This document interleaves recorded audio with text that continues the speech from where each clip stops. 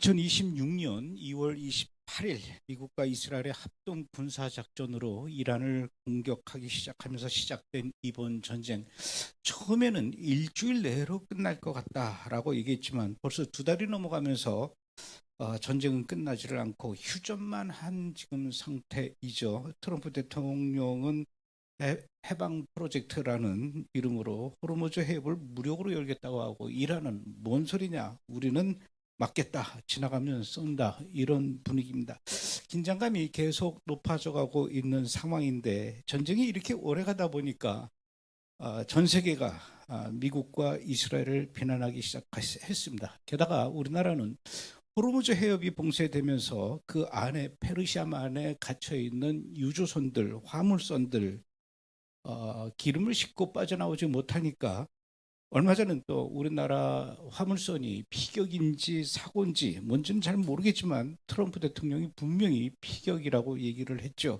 어쨌든 폭발을 일으키는 사고까지 일어났어요. 우리나라의 휘발유 값이 상승하면서 2,000원이 넘어가고, 또 원유에서 뽑아내는 이 나프타라는 것이 귀해지니까, 공급되지 않으니까 우리나라에서는 그야말로 쓰레기 봉투 품귀 현상이 일어나면서 비닐봉지와 플라스틱, 스티로폼 이런 걸 생산하지 못하게 될까 봐 중간업자들이 벌써부터 사재기를 해가면서 우리나라 소비자들이 직접적으로 이 타격을 입게 되니까, 이 전쟁에 대한 비난과 우려가 우리나라에서도 급격하게 일어나기 시작했습니다. 곧바로 미국의 도널드 트럼프 대통령과 이스라엘의 베냐민 네탄야후 총리를 향한 비난과 여러 가지 협박과 야유가 쏟아지기 시작했죠. 애당초 명분이 없는 전쟁을 시작했다느니, 또 전쟁의 목적이 애매모호하다느니, 또 전쟁을 벌여놨는데 뒷수습을 제대로 마무리하지 못하고 있다느니, 그러면서 각종 언론 매체에서는 이 전쟁의 원인을 미국의 도널드 트럼프 대통령과 이스라엘의 베냐민 네탄야후 총리의 개인적인 문제를 그 이유로 삼기 시작했습니다. 일단 도널드 트럼프 대통령은 한때 미국에서 굉장히 크게 이슈가 됐었던 제프리 앱스타인이라는 사람과 관련됐다라는 이런 뉴스, 그다음에 트럼프 대통령의 이 관세 정책 10%냐 15%냐 25%냐 심지어는 50%까지 올렸다가 이렇게 오락가락하는 관세 정책, 더군다나 또 미네소타주에서 ICE 이민 관세국 요원의 민간인 총격으로 인해서 2명이 살해되는 사건, 이게 불거지면서 트럼프 대통령의 지지율이 떨어지고, 또 올해 11월에 있게 될 중간 선거를 앞두고 뭔가 돌파구가 필요했기 때문에 트럼프 대통령이 선택한 것이 바로 전쟁이다, 이런 얘기입니다. 또 미국 이스라엘의 베냐민 네탄야후 총리도 개인 비리 혐의로 기소된 상태에서 전쟁이 끝나면 재판을 받아야 되고, 또 지난 3월 31일 날 이스라엘의 예산 통과가 안 될 경우에 정부가 해산되면 총리도 사퇴를 해야 되고, 그렇게 되면 또 재판을 받아야 되니까, 이 재판을 피하기 위해서는 어쩔 수 없이 네타냐후 총리가 전쟁을 계속 이어가는 수밖에 없다. 그래서 이 네타냐후 총리의 가스라이팅에 의해서 트럼프 대통령이 전쟁을 할 수밖에 없었다라는 얘기가 주를 이루죠. 듣고 보면 그럴듯합니다. 또 하도 이런 비난이 많으니까, 특히 언론에서, 방송에서 이런 식으로 집중을 하고 두 사람을 비난하기 시작하니까, 이스라엘 위해서 기도하는 사람들, 이스라엘을 사랑하고 이스라엘을 축복하는 사람들 입장에서도 굉장히 곤혹스러워져 가고 있습니다. 이스라엘은 도대체 왜 그러냐? 이스라엘은 왜 이렇게 전쟁을 못해서 안달이냐? 또 이스라엘은 이란뿐만 아니라 이제는 레바논까지 공격하면서 애꿎은 민간인들을 굉장히 많이 희생하고 시키고 피해를 입히고 있다, 이렇게 비난들을 할 때 여러분들은 뭐라고 속 시원히 대답을 못하고 해명을 해주지를 못하니까 얼마나 그동안 또 안타깝고 속이 답답하셨습니까? 뭘 알아야 이스라엘 위해서 변명도 해주고 설명도 해주고 뭘 알아야 이스라엘 위해서도 기도하고 또 축복도 하고 그래야 되는데, 그래서 오늘은 여러분들에게 이스라엘과 미국이 왜 이란을 공격할 수밖에 없었는지 그 근본적인 원인을 좀 정확하게 좀 알고 주변 사람들에게도 좀 설명을 해줄 수 있었으면 좋겠다라는 생각을 하게 됩니다. 원래 이란은 1979년 이슬람 혁명 전까지만 해도 미국하고 이스라엘하고 굉장히 가까운 사이였습니다. 특히 1948년 5월 14일 날 이스라엘이 독립을 선언하게 될 때 그 이후에 이슬람 국가들 중에서는 두 번째로 이스라엘의 독립을 인정하고 국가로서 승인한 나라가 바로 이란이었습니다. 그래서 이란의 수도 테헤란에는 이스라엘 대표부도 설치했고 두 나라는 이스라엘과 이란은 전략적 동반자 관계였다는 거죠.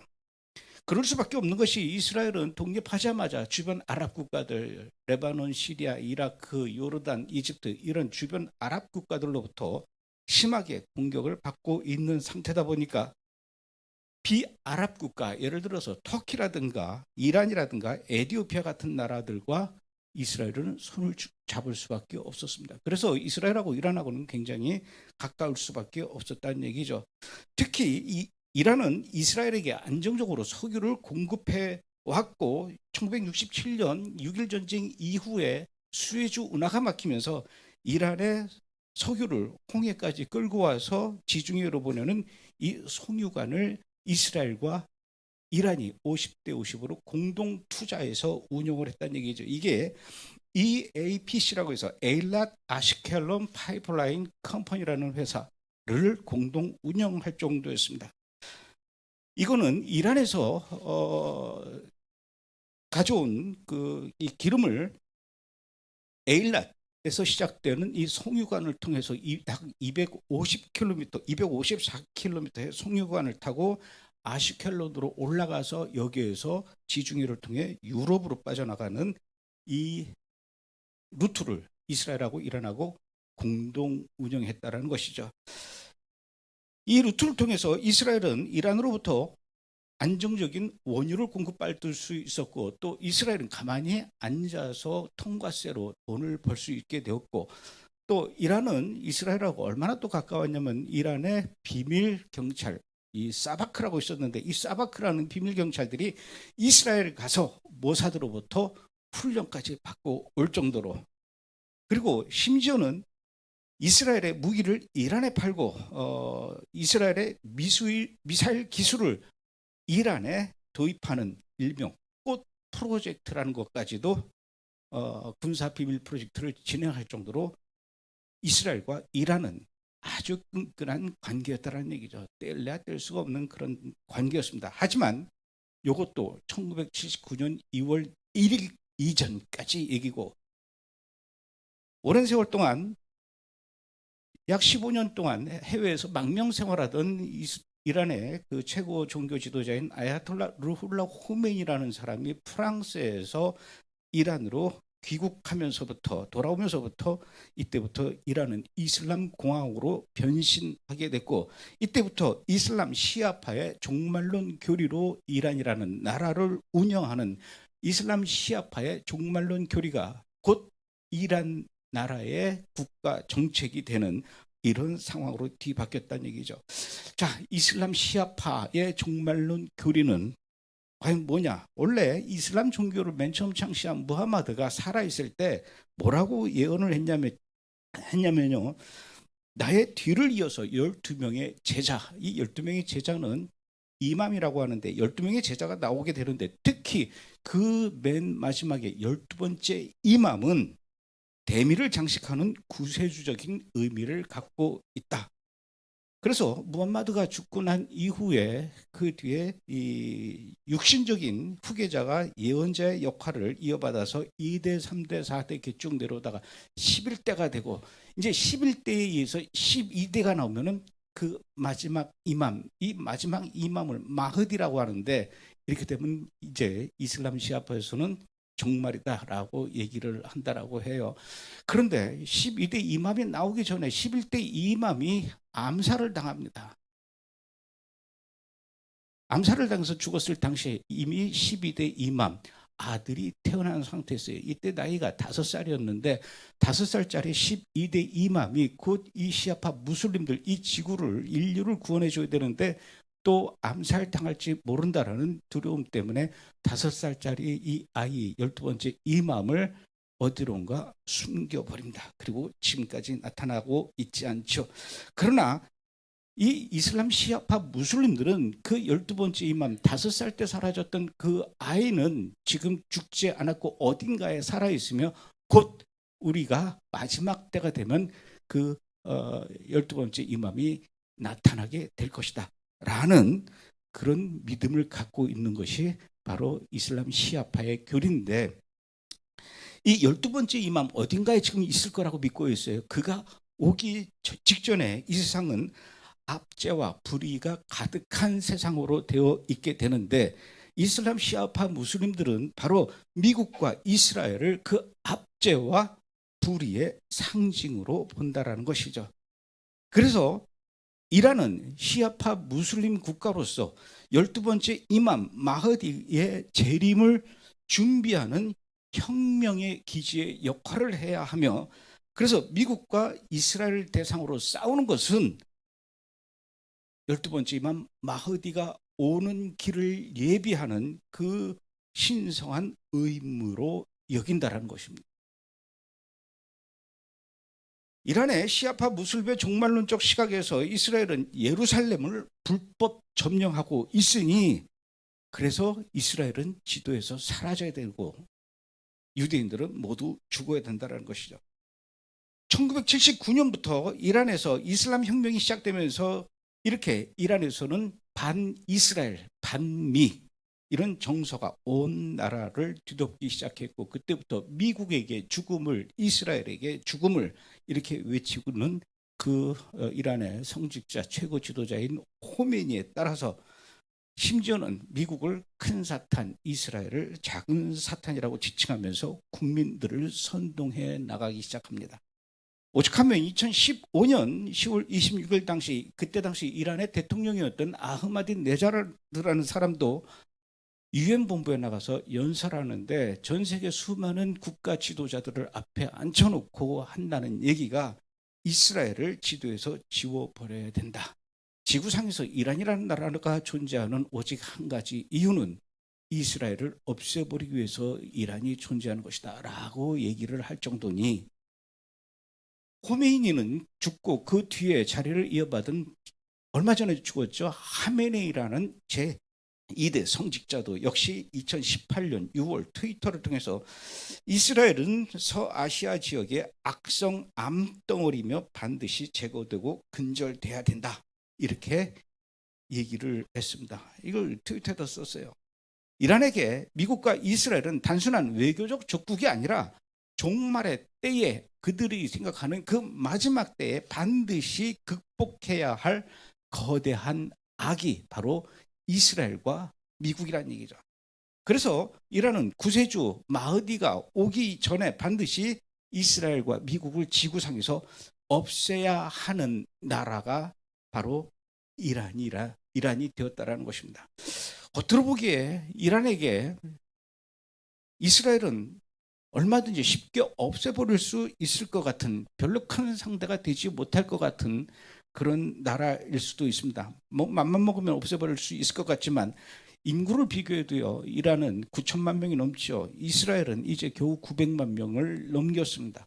게다가 땅의 면적으로 봐도 바로 이란은 이스라엘의 75배나 넘는 땅덩어리를 갖고 있어요. 다윗과 골리앗 정도가 아니라 훨씬 더 큰 골리앗의 골리앗 정도 되는 상대가 바로 이란이라는 것이죠. 이란과 이스라엘은 한 번에 보기에도 도저히 싸움이 될 것 같지 않습니다. 그럼에도 불구하고 이란이 이스라엘을 이렇게 쉽게 없애버릴 수 있는 이유가 바로 이스라엘에게는 이란이 보유하지 못하고 있는 핵무기를, 핵탄두를 200기에서 300기 정도를 갖고 있기 때문입니다. 물론 이스라엘은 이것을 우리가 갖고 있다, 갖고 있지 않다, 긍정도 부정도 하지 않는 애매모호한 그런 답변을 보이고 있지만, 전 세계 사람들은, 전문가들은 분명히 이스라엘은 300기 정도의 핵탄두를 갖고 있다 이렇게 생각하고 있죠. 핵무기가 핵탄두가 단 하나도 없는 이란으로서 이렇게 이스라엘을 상대로 싸우려면은 어쩔 수 없이 그들도 핵을 가질 수밖에 없다라는 생각을 하게 되죠. 이란은 그래서 그때부터 지금까지 꾸준히 핵을 보유하기 위한 노력을 계속 이어오고 있습니다. 물론 이란은 국제사회를 향해서 이란이 핵을 가지려고 하는 이유는 핵무기를 만들려고 하는 것이 아니라 오직 평화로운 에너지로서 사용하기 위해서, 활용하기 위해서 핵을 개발하려고 하는 것, 만들려고 하는 것이다라고 얘기하지만 아무도 그 말을 믿는 사람은 없다는 얘기죠. 역시 미국과 이스라엘도 그것을 모를 리가 없을 테고 당사국이 아닌 국제사회라고 해서 역시 이런 이란의 속셈을 모를 리가 없죠. 그래서 그동안 미국은 당사국으로서 왜 당사국일까요? 이 이란이 핵을 보유하게 되면 반드시 이스라엘을 향해서 그리고 미국을 향해서 사용할 것이라는 걸 알고 있기 때문에 미국은 당사자가 될 수밖에 없는 거예요. 그래서 미국과 이스라엘은 계속해서 이란을 향해서 핵을 개발하려는 의도를, 그런 일들을 중단해라, 멈춰라 이렇게 주장해 왔지만 지금까지 이란은 이런 주장들을 단호하게 거부해 왔던 것입니다. 지난 2월 26일 날 이란과 미국과 진행된 2차 핵 협상에서도 미국의 요구는 단호했습니다. 이란은 더 이상 핵 개발 프로그램을 진행하지 마라. 핵 관련 시설을 모두 해체하고 이미 그들이 보유하고 있는 고농축 우라늄 60%의 고농축 우라늄 450kg을 너네들이 갖고 있지 말고 외부로 반출해라. 근데 아직까지도 이걸 외부로 반출하지 못하고 있어요. 이란이 그 고농축 우라늄 60%, 고농축 우라늄 60%의 고농축 우라늄은요, 핵무기로서의 역할을 감당할 수 있는 90%의 고농축 우라늄으로 변환하기까지는 불과 2, 3주밖에 걸리지 않는다는 거예요. 그 핵무기로서는 아직은 완성되지는 않았지만 핵무기로서의 바로 전 단계까지 가 있는 60%의 고농축 우라늄을 450kg이나 갖고 있는데 이란이 이것을 어떻게 갖고 있냐, 어디에 숨겼느냐, 그건 모르죠. 우리가 이 스킨스쿠버 잠수하는 사람들이 등에 메고 들어가는 산소통 하나가 약 20kg의 고농축 우라늄이 들어갈 수 있대요. 그러니까 지금 이란은요, 약 이 산소 탱크에 한 20개 내외를 가지고 있는데 그 작은 20개의 산소 탱크 크기에 이 고농축 우라늄을 어디에 분산시켜서 숨겨놨는지를 모르고 있는 겁니다.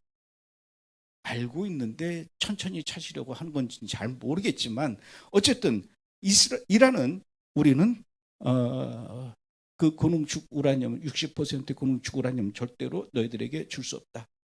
미국은 또 이란을 향해서 핵 개발 시설을 모두 해체해라. 그리고 핵을 발사할 탄도 미사일을 더 이상 개발하지 마라.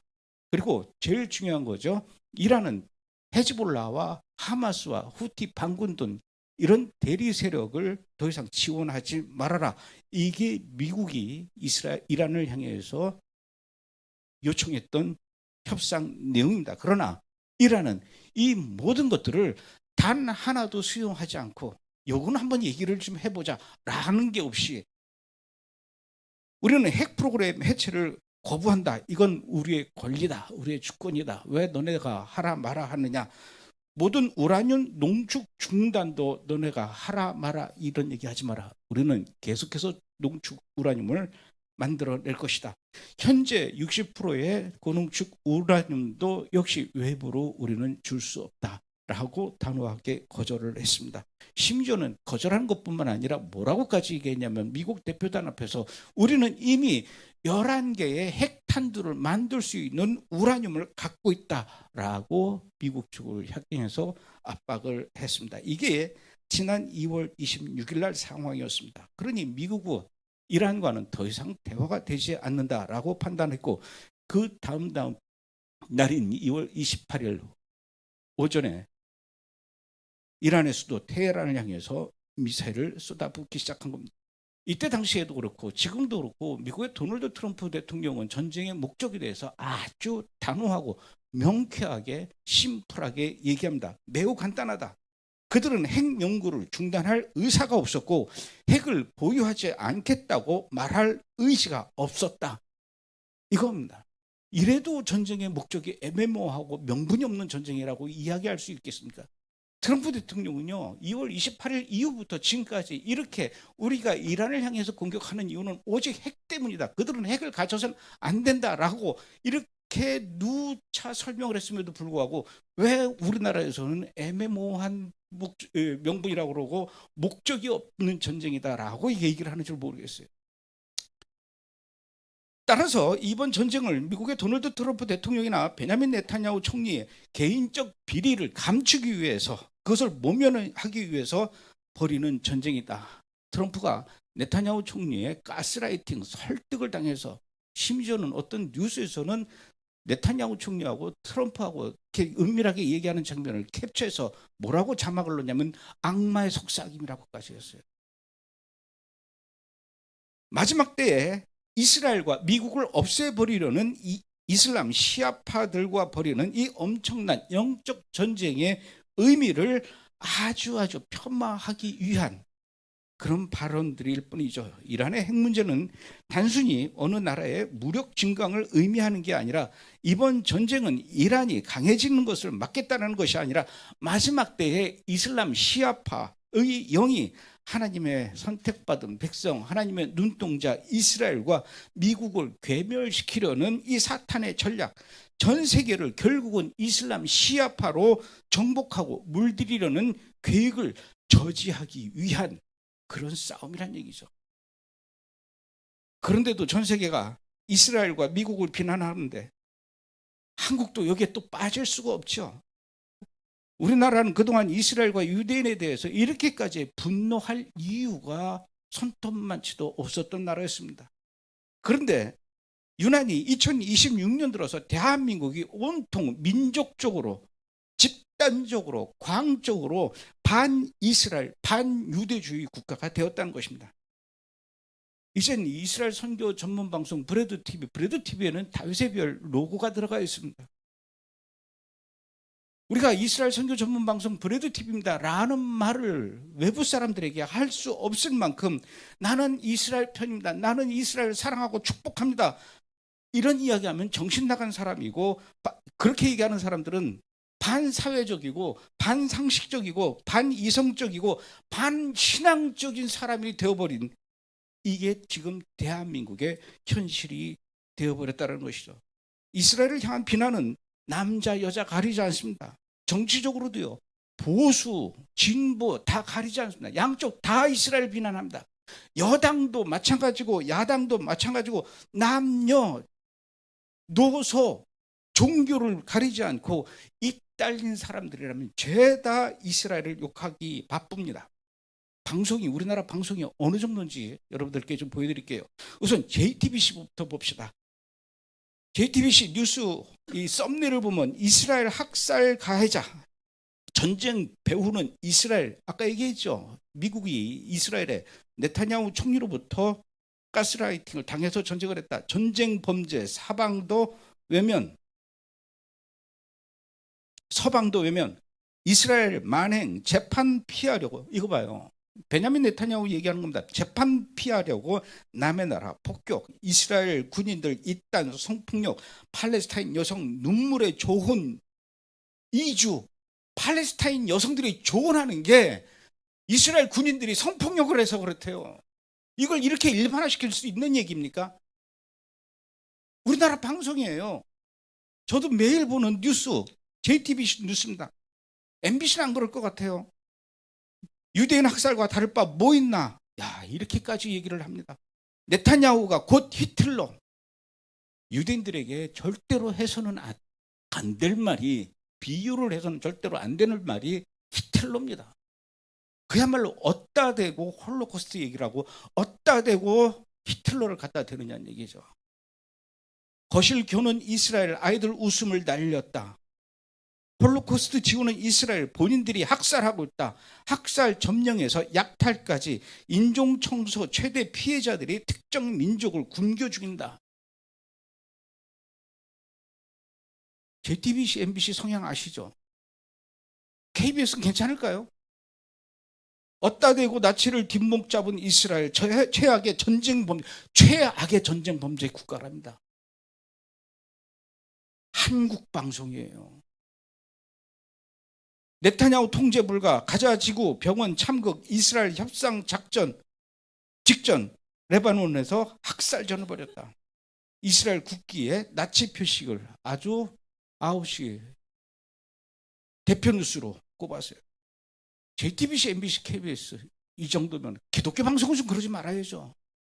CBS 볼까요? 이스라엘 집단 학살, 민간인 생명 존엄 파괴하는 전쟁 범죄, 이스라엘 가자지구 학살을 멈춰라. 이 자리에 CBS 혹시 와 있습니까? CTS는 왔죠? 그래서 CTS는 안 했습니다. CTS 이거 뉴스 안 나가면 안 되잖아요. 자, 인터넷 언론도 마찬가지입니다. 이스라엘을 전쟁 광이라고 합니다. 이스라엘의 광기의 폭격이라고 표현합니다. 이스라엘 규탄을 강조하고요. 이스라엘이 인종 청소에 앞장선다고 합니다. 학살 전문 국가 이스라엘. 야, 어떻게 이런 표현을 쓸까요? 가자에서의 집단 학살, 인종 청소 연상, 유대인 학살, 인종 아닌 돈놀이 때문 광기의 이스라엘. 가자지구 집단 학살 경고.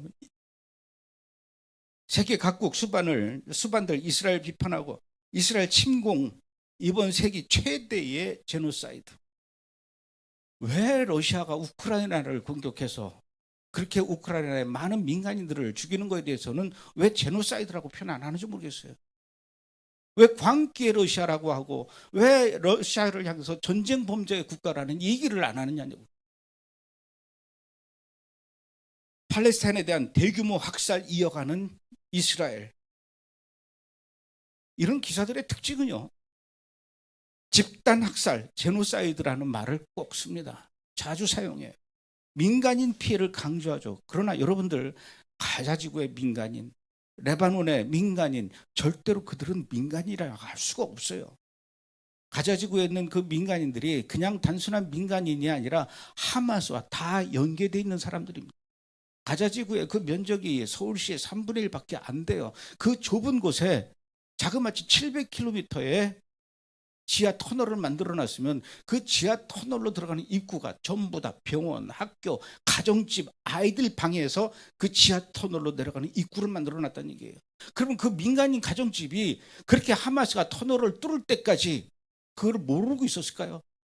민간인 가정집의 주인이 그것을 묵인하고 동의를 했기 때문에 그렇게 하는 것이고, 그 가정집도 역시 하마스와 다 연결되어 있는 사람들입니다.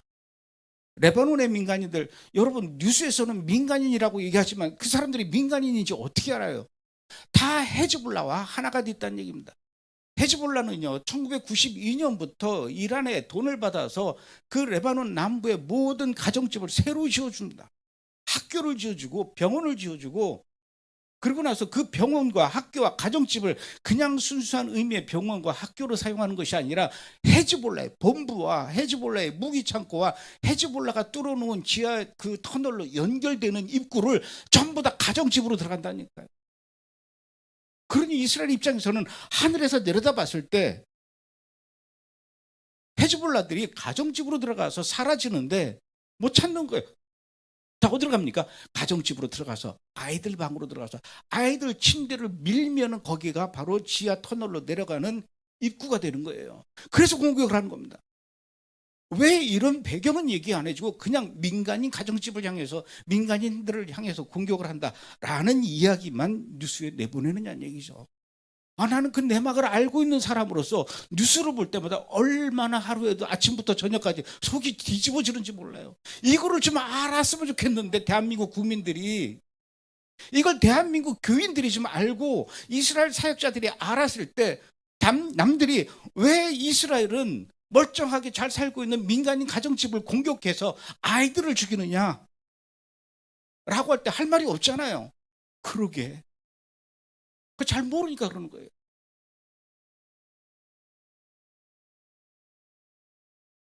우리나라의 반유대주의 지수가 어느 정도 되는 줄 아십니까?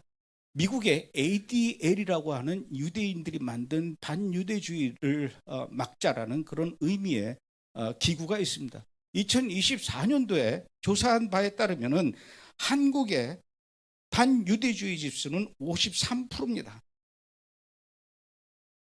여성은 48%, 남자가 더 심해요. 남자는 58%래요. 여러분 보십시오. 전 세계 평균 26%인데 중국은 20%인데 일본은 23%인데 한국은 53%예요. 왜 대한민국이 이스라엘을 향해서 이렇게 악감정을 갖는 나라가 되어 있느냐는 얘기예요. 집단적으로. 이건 24년도 통계인데 오늘 아침에 제가 여기 와서 강의하기 위해서 ADL을 다시 들어가서 한번 들여다봤어요.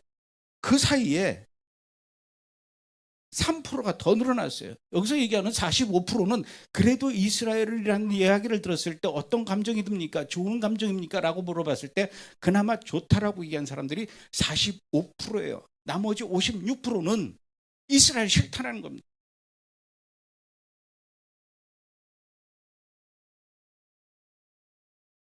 전쟁을 하면서 2월 28일 날 제일 먼저 죽은 사람이 바로 이란의 최고 지도자인 하메네이죠. 아야톨라 하메네이.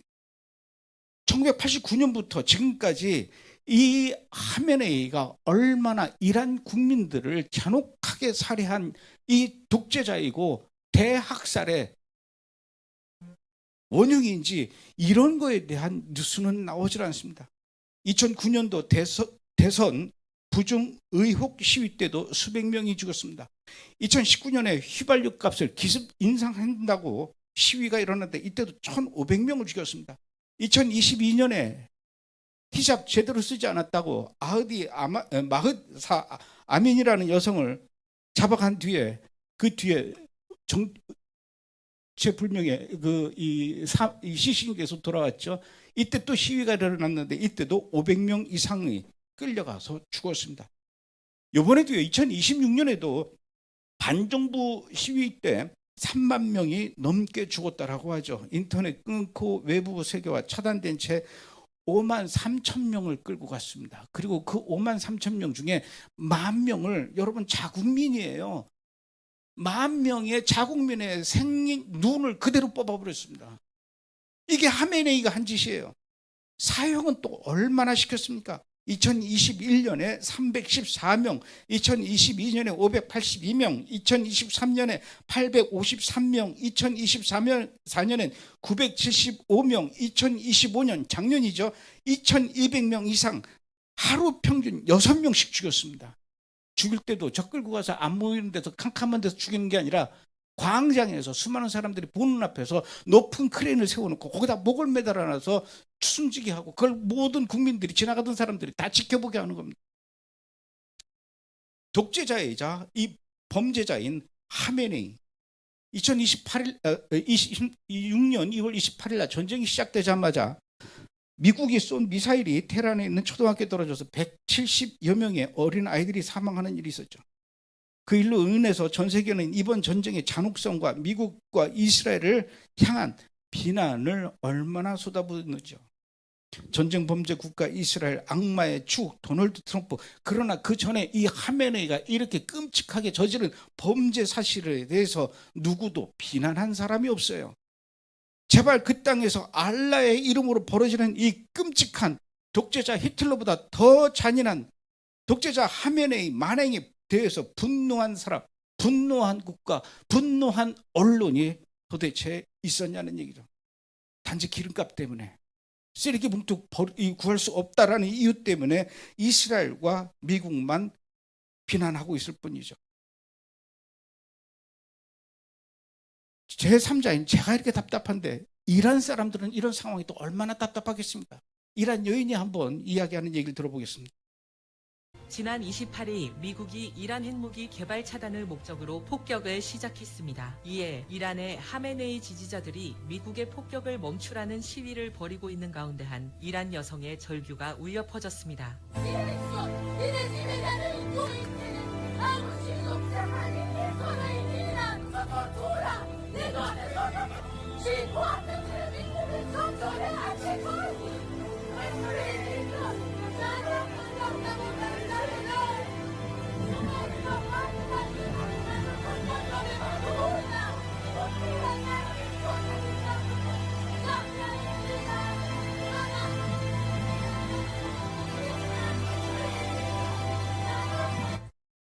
언론에서는 왜 이런 사실을 보도하지 않을까요?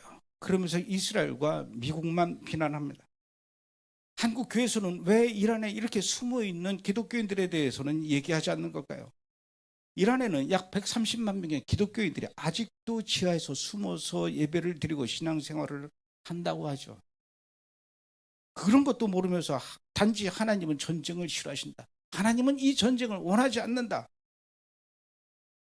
지금 악의 축은 이란이 아니라 악의 축은 이스라엘이고 미국이다. 이렇게 설교를 해요. 이란 사람들은요, 이 전쟁이 끝나기를 원하지 않습니다.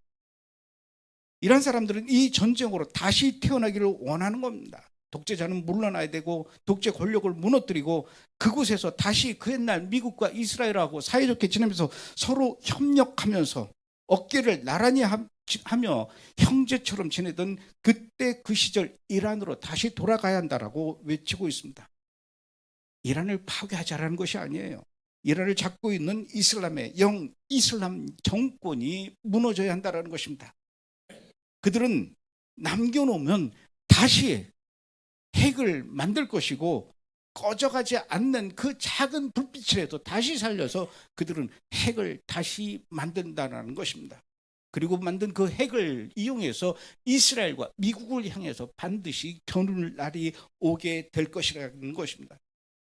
이러한 이슬람의 영이 자신들의 계획을 반드시 성사시키기 위해서 오늘도 전 세계 언론들을 이용해서 사실과 정반대로 전달하고 홍보하고 있습니다. 지금까지도 계속 그래 왔지 않습니까? 사람들은 본질을 제대로 보지 못하고 있어요. 2023년 10월 7일 날 하마스가 이스라엘 향해서 전쟁을 할 때도 역시 그랬습니다. 하마스가 이스라엘을 계속 공격해서 8시간 동안이나 이스라엘 땅에 돌아다니면서 자그마치 4,000명의 이스라엘의 무고한 시민들을 향해서 부상을 입히고 1,200명을 끔찍하게 죽이고 251명을 산채로 가자지구로 인질로 끌고 갔지 않았습니까? 그래서 그 인질들을 내 백성을, 내 가족을, 내 자녀를, 내 부모를 찾아오기 위해서 들어갔던 이스라엘 군인들을 향해서 도대체 그 사람들이라고 그곳에서 그렇게 오랫동안 전쟁을 하면서 싸우다가 죽고 싶기야 하겠습니까? 아직도 내 가족을 찾지 못했기 때문에 그 전쟁이 2년 반 동안 끌어온 것 아닙니까? 그럼에도 불구하고 전 세계 사람들은 이스라엘을 향해서만 비난합니다. 하마스를 비난하는 게 아니라 그 전쟁의 원인을 불과 2년 만에 다 잊어버리고 지금 그 가족을 찾겠다고 들어가서 작전을 벌이는 이스라엘만 향해서 비난한다는 얘기죠. 지금도 마찬가지입니다. 이란이 핵을 만들고 그 핵을 결국은 이스라엘을 향해서 미국을 향해서 쏠 것이라는 것을 알고 있는 그 이스라엘 국민들이 이스라엘 정부가 그걸 가만히 두겠느냐고요. 이것은 절대로 네타냐후 개인 비리를 감추기 위해서 트럼프가 개인 문제를 덮기 위해서 벌이는 전쟁이 아니에요. 만약에 그렇다면은 그런 사실이 있었다면은 이스라엘 국민들이 이 전쟁을 좋아하겠냐고요. 여러분, 이스라엘 국민들은 이 전쟁에 대해서 어떻게 생각할까요? 네타냐후가 자기 비리를 감추기 위해서 벌이는 전쟁 우리는 절대로 용납 못해. 이게 아니라 이스라엘 국민들은 93%가 이란과 전쟁을 지지하는 것으로 발표가 됐어요. 93%랍니다. BBC가 발표한 거예요. 그렇다면 이란 국민들은 이 전쟁을 또 어떻게 볼까요? 여러분, 이란 국민들이요, 물론 둘로 나뉘어져 있습니다. 기득권층, 이슬람 혁명 수비대, 그 수비대원들과 그 가족들과 그것과 관련된 전쟁을 해야만, 현재 이 체제가 유지돼야만 먹고 사는 사람들은 이 전쟁을 반대하겠죠. 그러나 반대로 많은 이란의 국민들도 이 전쟁을 계속 진행하기를 원하는 겁니다. 이대로 전쟁이 끝나면 안 된다라는 거예요.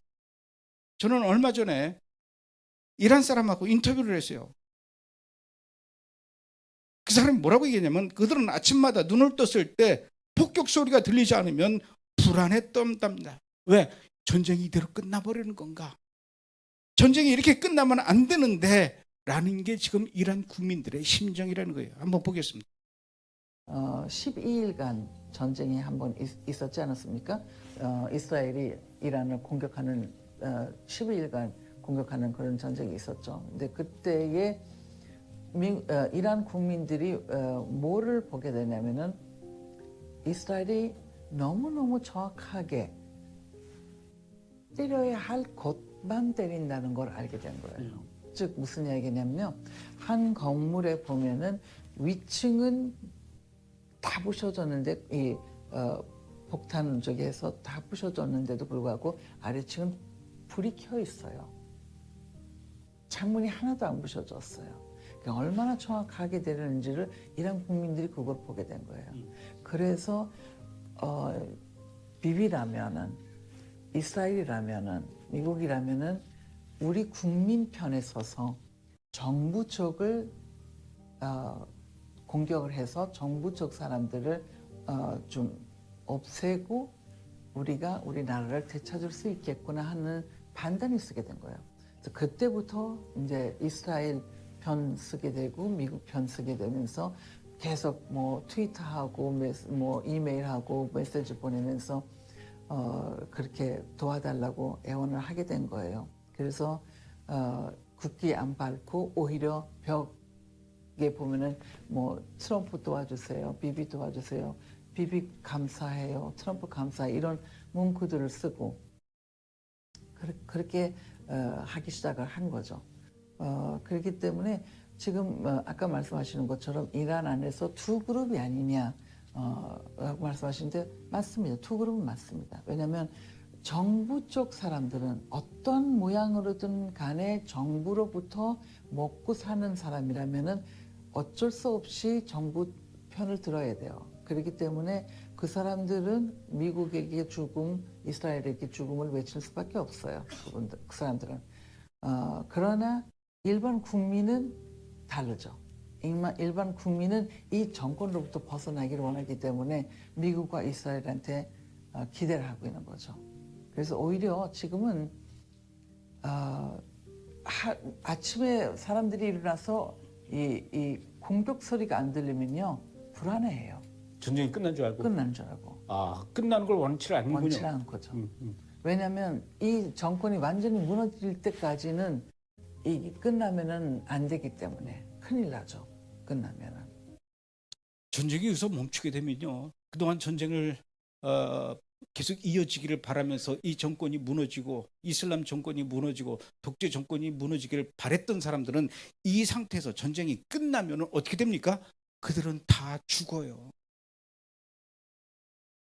그래서 그들은 오늘도 계속 하나님한테 기도합니다. 이란에 있는 약 130만 명의 그 기독교인들은 오늘도 숨어서 기도하고 숨어서 목숨을 내놓고 기도를 하고 있죠. 그들도 큰 소리로 기도하고 싶습니다. 큰 소리로 찬양하고 싶습니다. 우리 다 같이 모여서 예배드리고 싶습니다. 이렇게 기도하는 그 사람들의 이 기도 소리가 여러분 귀에 들리지는 않겠지만 그러다 보니 여러분들은 대한민국 사람들은 이스라엘 향해서 그냥 무조건 미국을 향해서 무조건 전쟁을 멈추라고만 합니다. 왜 전쟁을 못해서 안달이냐고 합니다. 여러분 이란이 저질렀던 그 이슬람 정권이 저질렀던 그 만행들을 여러분 벌써 다 잊어버리셨습니까? 이스라엘을 없애버리겠다고 대리 세력 하마스를 통해서 이스라엘을 능멸하고 헤즈볼라 후티 반군을 통해서 얼마나 많은 테러 범죄를 저질러 왔습니까? 그 배후에 반드시 이란이 있었지 않습니까? 그 배후가 손에 핵을 쥐고 싶다라고 지금 몸부림치고 있습니다. 왜 그 본질을 잊어버리고 있는지요? 알면서도 모른 척하는 건지요? 여기저기서 다른 사람들이 이스라엘을 비난하고 트럼프를 비난하니까 나도 그 대열에 동참하지 않으면 덜 문명적인 것 같고 덜 진보적인 것 같고 덜 시대적인 것 같고 그래서 나만 아무 생각 없이 살아가는 그런 사람이라고 생각해서 그러는지 몰라도 그러나 적어도 성경을 읽는 사람들이라면은 우리 인류를 향한 하나님의 계획이 어떤 것인지 조금이라도 아는 사람들이라면 가짜 정보와 가짜 뉴스에 휩쓸 것이 아니라 하나님의 관점으로 하나님의 눈으로 세상을 바라봐야 되고 시대를 분별할 줄 알아야 된다는 것이죠. 지금이 어느 때인지 뭐가 하나님의 편에 서는 것이고 뭐가 하나님을 대적하는 것인지, 특히 한국은요 이스라엘을 비난할 자격이 없습니다. 왜냐하면 우리나라는 역사적으로 봤을 때도 그렇고 현재 경제 상황이나 군사적 상황으로 봐서도 이스라엘에게 고마워하면 고마워해야 했지 이스라엘을 비난할 이유는 하나도 없기 때문에 그렇습니다. 1950년에 한국 전쟁 당시에 한국전에 참여한 미군들의 숫자가 3년 동안 모두 178만 명의 미군이 참여했습니다. 그중에 미군으로서 유대인인데 미군으로서 참전한 유대인 병사는 15만 명이라고 합니다. 영국과 기타 연합군 소속으로 참전한 유대인 병사는 4천 명 이상이나 된다고 해요. 그중에 약 200명 이상 미군들이 죽었습니다. 전사를 했어요. 이 나라에 와서 유대인들이 이 나라를 위해서 피를 흘리고 목숨을 바쳤다는 겁니다. 이 나라가 낙동강 이남만 남겨놓고 풍전등화 같은 그런 상황에서 그 유대인들이 피를 흘리지 않고 여기서 목숨을 바치지 않았다면 이 나라가 어떻게 됐겠냐고요. 이스라엘이 어려울 때 한국이 이스라엘에 가서 50년 전에 1950년대 너희들이 와서 그렇게 많이 죽었잖아. 우리가 너희들을 위해서 같이 싸워줄게. 죽을 수는 없지만 그래도 같이 동참해서 전투를 벌여줄게 라고 얘기는 못할 망정 그게 인지상정 아닙니까? 이스라엘 정부는 건국한 지 얼마 되지 않았기 때문에 여력이 없었대요. 그래서 한국 전쟁에 여러 가지 병력을 직접적으로 도와주지는 못했지만 보내주지는 못했지만 약 9만 6천 달러의 구호 물품들을 한국에 보내줬답니다. 그때 당시에 9만 6천 달러예요. 한국 사회가 한국이 전쟁 이후에 국제 신용도가 전혀 없었습니다. 가난한 한국 정부를 대신해서 소득의 차관을 도입하는데 가장 결정적인 역할을 해준 사람이 바로 유대인 사업가 샤울 아이젠버그입니다. 이 자금은 1차 경제개발 5개년 계획의 핵심 재원이 됐고요. 뿐만 아니라 세계적인 기업들의 기술과 장비를 한국에 들여와서 공장을 짓는 데 큰 도움이 되기도 했었습니다. 박정희 대통령의 제1차 5개년 개발 계획, 이 돈이 유대인 자본으로 시작됐다는 겁니다. 유대인 자본이 아니었으면 한국에 뭘 보고 돈을 빌려줬겠습니까? 미래가 있었나요? 이스라엘이 아니었다면, 유대인이 아니었다면 어떻게 오늘날 우리나라의 경제가 이렇게 발전하고 세계 몇 순위의 선진국이 될 수 있었겠냐고요. 은혜를 입으면 감사를 해야죠. 보답은 못할 망정 여러분은 어떻게 비난을 합니까? 어쩜 이리도 민족 전체가, 국가 전체가, 정치권이 이스라엘을 싸잡아서 비난할 수 있는 겁니까? 정말 은혜를 몰라도 너무 모르는 나라, 정말 감사할 줄 모르는 나라라는 얘기죠. 아침에 눈을 떠서 뉴스를 보고 인터넷을 열기가 두려울 만큼 온통 방송에서는, 온통 컴퓨터 화면에서는 이스라엘과 베냐민 네타냐후를 향한 비난, 아주 흑색 비난, 적색 비난으로 도배가 되어 있습니다. 네타냐후를 뭐라 그러냐면 악의 화신, 전범 혐의, 현대판 히틀러라는 표현으로 자극적이고 극단적인 표현으로 제목이 가득 찹니다. 지금 이 시대에 이스라엘 비난하지 않으면 뒤처진 반문명적인 그런 사람입니까? 하마스가 얼마나 끔찍한 짓을 저질렀는지 여러분들 아시지 않습니까? 레바논도요, 헤즈볼라가 지난 2년 반 동안 2023년 10월 7일 날 하마스가 이스라엘을 기습 공격한 이후 그 다음 날부터 10월 8일부터 헤즈볼라가 이스라엘을 향해서 모두 12,400발의 로켓을 날렸습니다. 하루 평균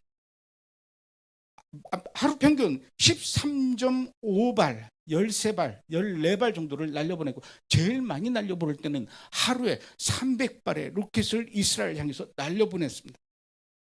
이런 사실은 알지도 못하면서 도저히 그곳에서 살 수 없다. 그래서 결국 갈릴리 골란고원 이쪽에 살고 있는 유대인들이 다 남쪽으로 피난 왔지 않습니까? 몇 년째 돌아가지 못하고 살고 있어요. 지금 이 시대에 이 순간에 하마스와 헤즈볼라와 이슬람의 혁명 수비대를 여러분 괴멸시키지 않고 뿌리 뽑지 않는다면 그들은 반드시 다시 살아남아서 전 세계를 향해서 테러를 일으키게 될 것이고, 지금도 그러고 있다는 것을 왜 대한민국만 모르고 있냐는 것입니다. 그 일을 지금 이스라엘이 온 인류를 대신해서 막고 있는 거 아닙니까? 여러분, 4,000년 전에 하나님께서는 아브라함을 향해서 분명히 약속하셨습니다. 너를 축복하는 자는 복을 내리고 내가 저주하는 자는 내가 가만두지 않겠다. 저주하겠다. 왜 하나님께서 4,000년 전에 아브라함한테 이런 약속을 하신 것이 중요한 것일까요? 하나님께서는 약속을, 언약을 지킬 뿐만 아니라 누구든지 하나님의 자녀인 이스라엘을 향해서 이스라엘을 상대로 한 짓 그대로 갚아준다는 얘기입니다. 이 원칙은 어느 국가 지도자나 어느 국가나 어느 민족이나 어느 제국이 모두 망라하고 이스라엘을 축복하는 나라, 그 민족, 그 지도자는 하나님께서 반드시 축복해 주십니다. 이건 하나님의 약속이니까요. 하지만 반대로 이스라엘을 향해서 저주했던 나라고, 저주했던 제국, 저주했던 문명 어떻게 됐습니까? 여러분, 이집트 왕국을 보십시오. 고대 이집트 왕국은 그 당시 세계에서 가장 큰 제국이었습니다. 이집트를 대적할 나라가 없었지 않습니까? 그들은 수천 년이 지난 지금까지도 그 모습을 갖추고 있는 어마어마한 규모의 피라미드와 스핑크스를 만들었습니다. 이 세상 이집트 문명보다 더 찬란한 것이 없을 만큼 엄청난 건물을 만들어냈습니다.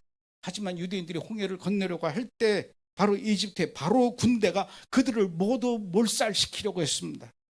그 이후에 애굽은 어떻게 되었을까요? 이집트 제국은 망했습니다. 유대인을 말살하려고 시도했던 그 이후에 이집트는 단 한 번도 강국이 되보지 못하고 지금도 옛 영광의 그늘 속에서 지금 겨우겨우 목숨만 부지하고 있는 상황이죠. 이집트가 그랬어요.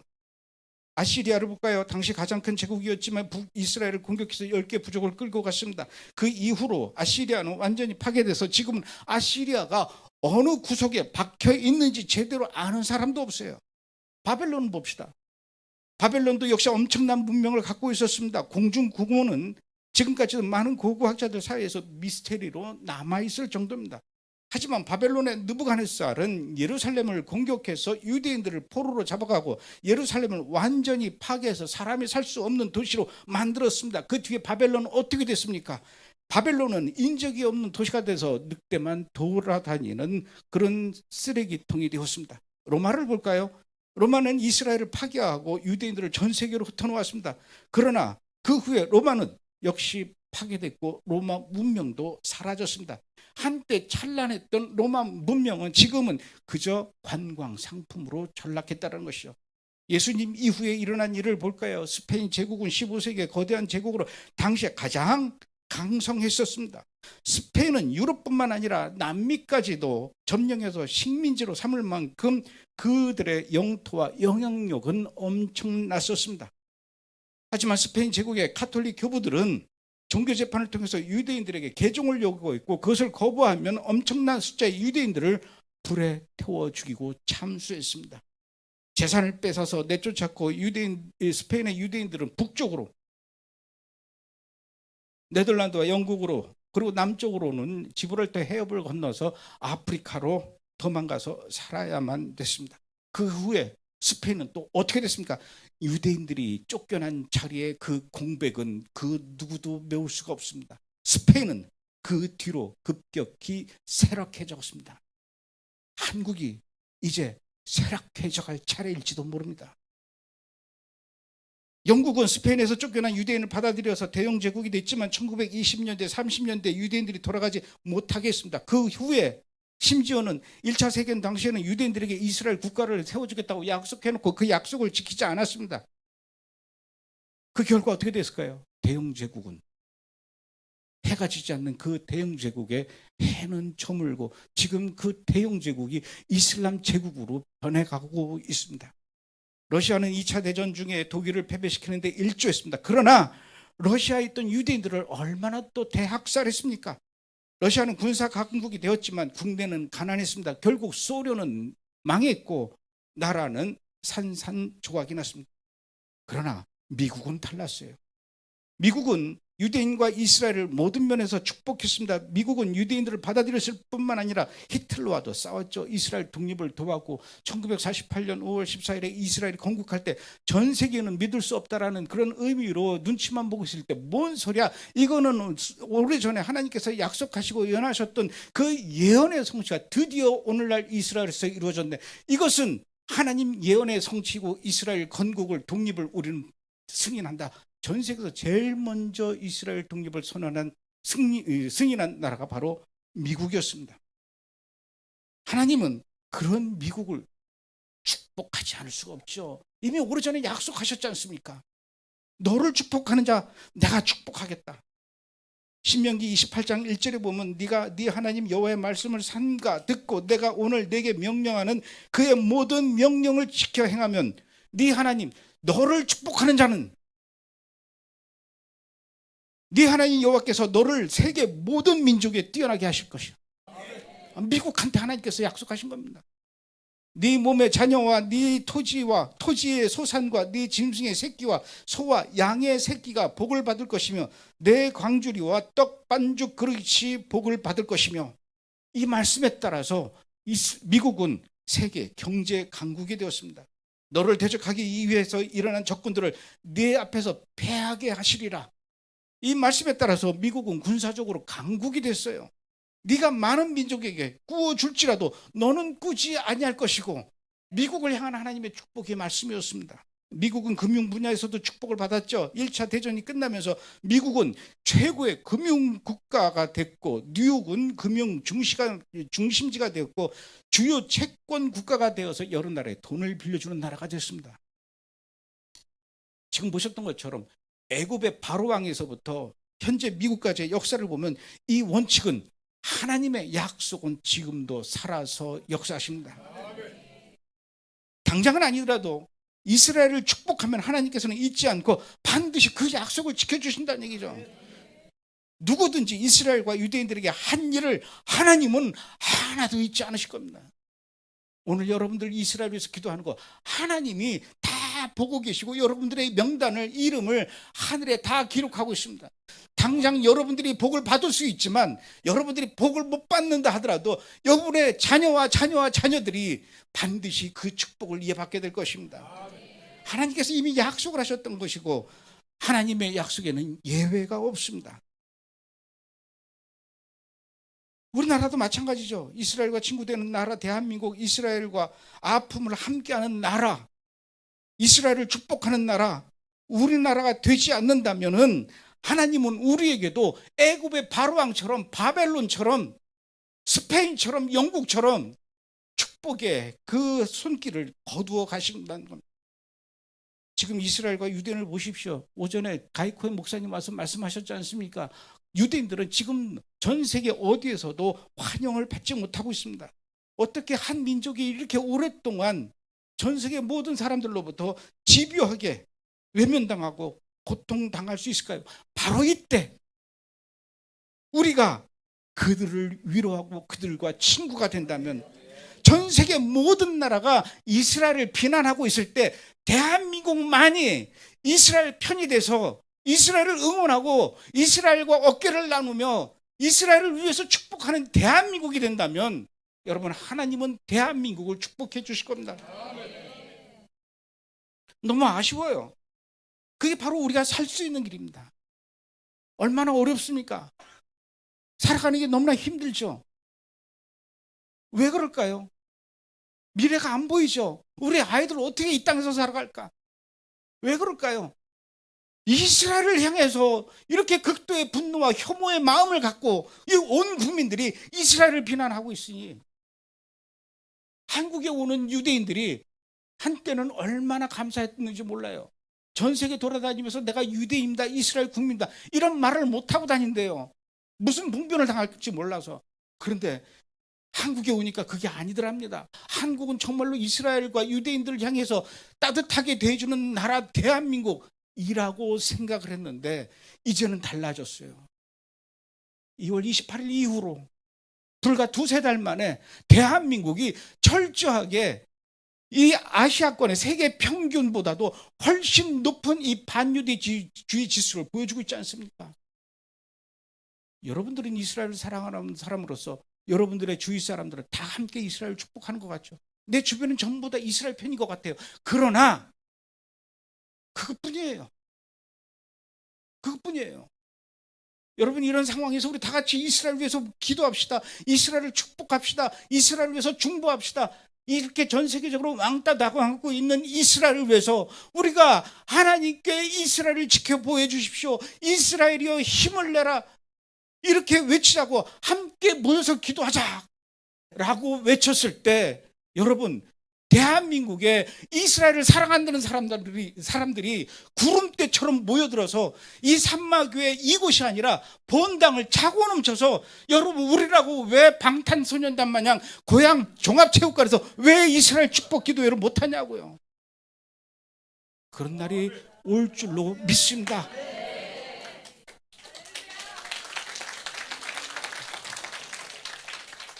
얼마나 안타까운지 모릅니다. 결정적일 때 진짜 친구를 알아보는 겁니다. 그렇지 않아요? 평소에는 이스라엘을 사랑한다는 얘기 안 해도 좋아요. 그러나 지금 이때만큼은 철저하게 고립되고 외롭고 왕따당하고 있는 그 하나님의 백성, 하나님의 눈동자 이스라엘을 위해서 기도하고 위로해주고 친구가 되어주는 이 대한민국 기독교인들, 대한민국 교회가 돼야 되지 않겠냐는 얘기예요.